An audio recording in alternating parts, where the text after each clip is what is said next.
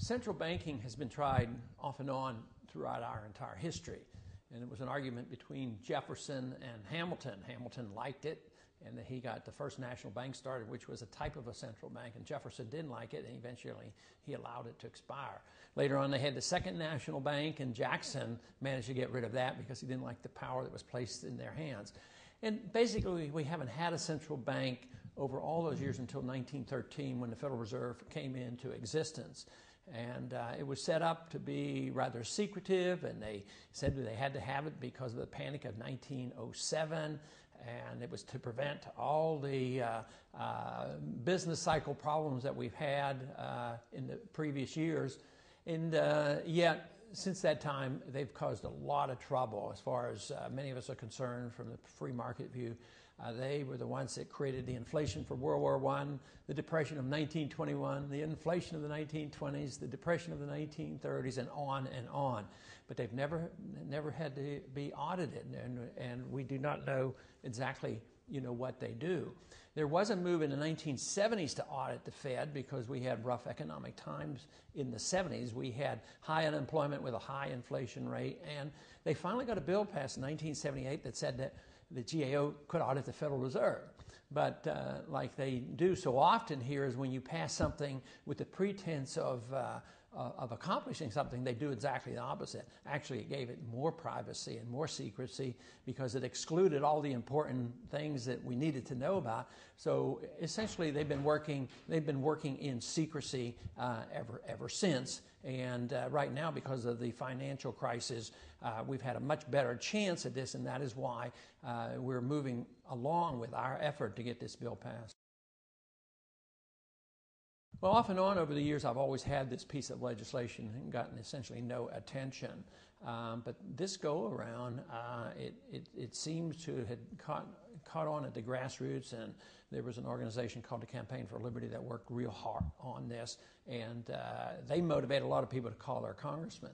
And now we have about 70 Democrats, a total of 230 co-sponsors of the bill, which means now it is very popular to get transparency of the Fed. But I think basically it came out of the TARP funds, when they came and started passing these hundreds of billions of dollars of bailout funds for the various corporations, car companies, and banks, and insurance companies. And the Congress did it so carelessly, all of a sudden some of this money went into providing special benefits for special companies, as well as huge retirement bonuses for individuals. This outraged the American people, and then a few individuals in the media started filing suits, not only to find out where these TARP funds were going, that Treasury was in charge of. They also caught on to this whole notion, well, the Fed's involved too, making loans and making guarantees and doing a lot of other things. So this was translated over, well, if we're going to have transparencies of hundreds of billions of dollars, why don't we have the transparency of the trillions of dollars that the Federal Reserve has been involved in? Not seriously, because it's not practical, and we have a long way to go to give up on the system. We probably will have some hearings. Chairman Frank of the Financial Services Committee is not exactly hostile to it. I'm sure he wouldn't endorse everything I would like to see done, but he, in general, favors more transparency of the Fed.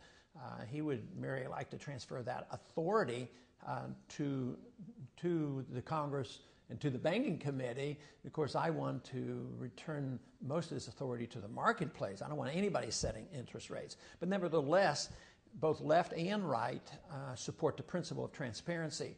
So I think we have to wait a little while longer, work harder in the Senate. Jim DeMint, Senator from South Carolina, now is supporting the same bill in the Senate. And this is very helpful, and we're moving in the right direction. I think it's premature to talk about a discharge petition. Besides, it's not very practical. The Democrats that have been signed on, believe me, that is a major request to go that next step and sign a discharge petition. That's not likely to happen.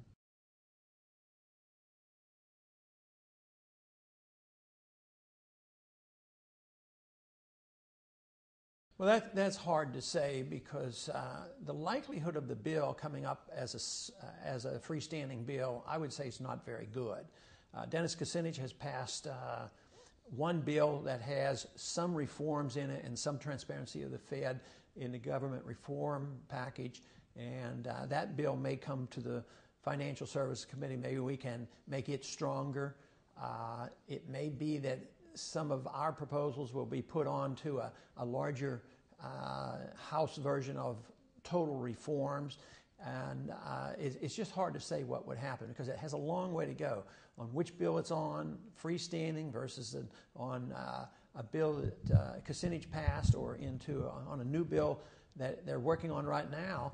Then it has to be passed by the Senate, and then it goes to conference, and that's when the special interests who feel like they're being attacked will really work hard and try to spread panic throughout the Congress. You can't do this. This will be a disaster if they know what we're doing, Okay. But, in one way, though, I don't worry a whole lot about it because the main job is to wake the American people up.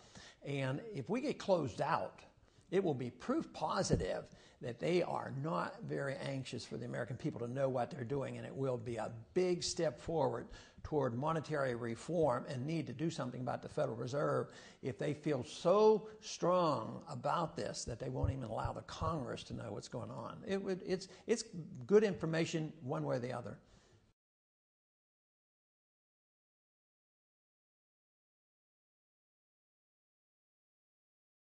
I don't expect them to co-sponsor the bill. The leadership